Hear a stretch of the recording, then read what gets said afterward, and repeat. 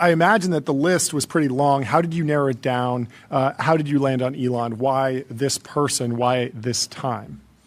Yeah, this is it's an interesting type of book because, as you point out, like I'm not writing about someone. I'm trying to get out of the way. It's not about my opinion of them. Yeah. My North Star with these books is to just be for the book to be as useful as possible to the reader. I want the reader on every single page to be like, oh my God, this is a great use of time. I got a highlight on every page. I'm getting so much out of this. I feel like I'm getting personally mentored by Elon Musk through a few hours of reading about his most valuable and timeless ideas, right?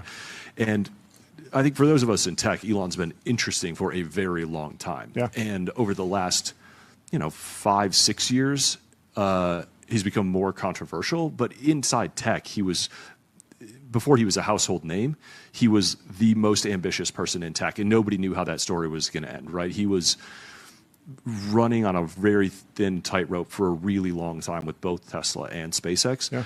And more recently, people have started, Mark Andreessen and Brian Armstrong, maybe most famously, have started asking the question, like, how does Elon do it? Like, what is this? Why is he an outlier among outliers?